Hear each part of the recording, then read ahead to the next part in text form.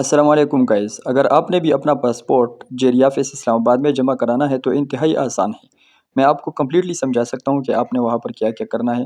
بس جو ہی آپ انٹر ہو جائیے تو آپ نے بس وہاں پر اپنا موبائل جمع کرانا ہے۔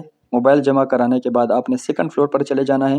سیکنڈ فلور پر چائنیز ایمبیسیڈرز بیٹھے ہوتے ہیں جو چائنیز ایمبیسی کے حوالے سے وہ ڈاکومنٹس جمع کراتے ہیں۔ وہاں پر آپ نے ریسیپشن سے ٹوکن لے لینا ہے۔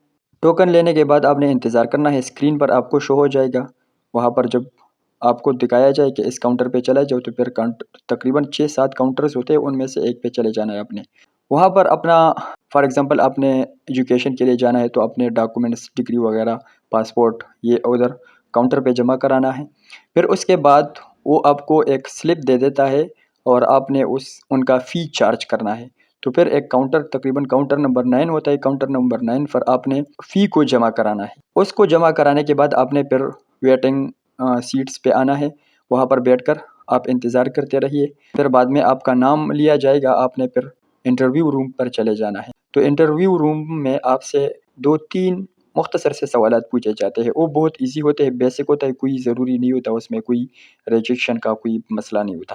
انٹرویو میں وہ آپ سے بس صرف آپ کا انٹروڈکشن پوچھتے ہیں، پھر آپ سے پوچھتے ہیں کہ آپ نے کس یونیورسٹی میں جانا ہے، کس سٹی میں ہے، کس پروونس میں ہے۔ تو یہ 2-3 چیزیں لازمی یاد رکھنے ہیں۔ اگر آپ نے ورک ویزا پر جانا ہے تو آپ نے اپنے انٹروڈکشن کے بعد آپ سے پوچھا جائے گا کہ آپ کیوں جا رہے ہو، تو پھر آپ کہیں گے کہ جاب کے لیے جا رہا ہوں۔ تو آپ سے پھر آپ کے کمپنی کا نام پوچھے گا کہ کس کمپنی میں، پھر کس سٹی میں، کس پروونس میں، اور ساتھ میں یہ بھی پوچھتا ہے کہ آپ کی سیلری وہاں پر کتنی ہوگی، آپ نے سیلری بتانا ہے کہ اتنا۔ یہ ساری چیزیں کنٹریکٹ میں شامل ہوتے ہیں جو ورک ویزا پر جاتے ہیں۔ تو اسی کنٹریکٹ میں جو چیزیں منشن ہے ان کو آپ نے تھوڑا بہت یاد رکھنا ہے، وہاں پر یہ مختصر سی چیزیں پوچھی جاتی ہے۔ انٹرویو دینے کے بعد آپ نے بس ریسیپشن سے ایک فارم وصول کرنا ہے اور گھر چلے آنا ہے۔ پے سلپ پر ڈیٹ دیا ہوتا ہے کہ آپ نے اس ڈیٹ سے اپنا پاسپورٹ وصول کر لینا ہے، پھر آپ نے اسی ڈیٹ کو جانا ہے اور پاسپورٹ لے لینا ہے۔ اگر آپ کو جلدی ہے تو آپ پہلے بھی رابطہ کر سکتے ہیں کہ میرا پاسپورٹ آ چکا ہے یا نہیں۔